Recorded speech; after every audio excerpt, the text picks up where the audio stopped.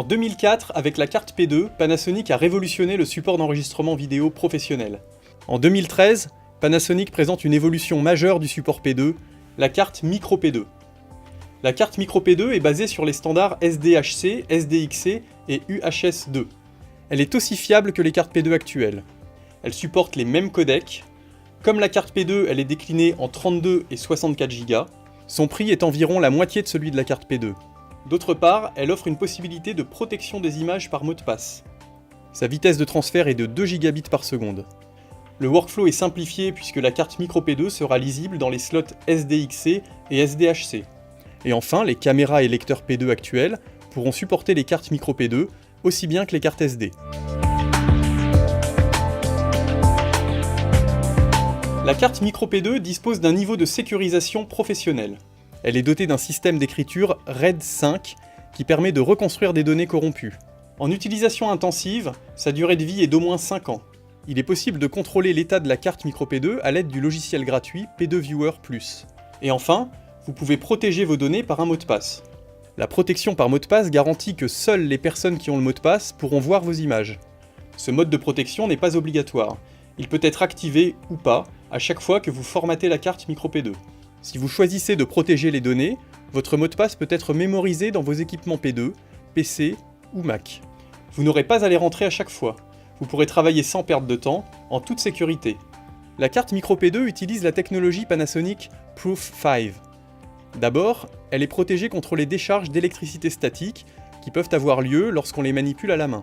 Elle est 2 fois plus résistante à la torsion ou à la pliure qu'une carte SD normale. Elle est très bien protégée contre les champs magnétiques, comme ceux émis par des haut-parleurs.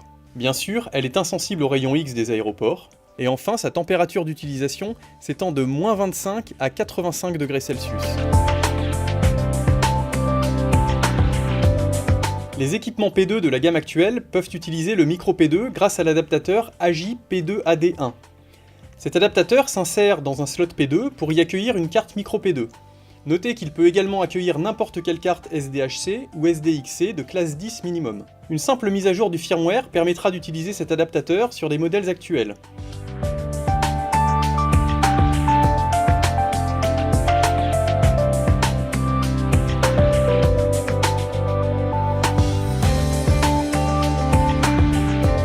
Cette mise à jour sera disponible gratuitement pendant 1 an.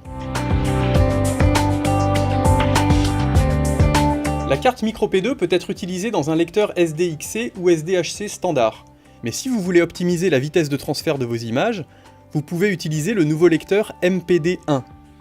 Le MPD1 est un lecteur 2 slots, très compact, qui dispose d'une connexion ultra rapide en USB 3, compatible avec les ports USB 2, et qui ne nécessite aucune alimentation externe. Lorsqu'elle est associée au lecteur MPD1, la vitesse de transfert pourra atteindre réellement 2 gigabits par seconde. Autrement dit, une carte de 64 Go peut être transférée en moins de 5 minutes.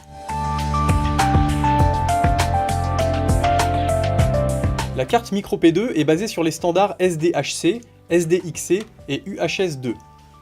SDXC et SDHC font référence à la capacité de la carte, et UHS-2, pour Ultra High Speed 2, fait référence à la technologie du bus qui assure une très grande vitesse de transfert.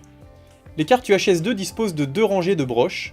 Celle du haut, semblable aux cartes SD standard, assure une compatibilité avec tous les lecteurs de cartes SDHC et SDXC.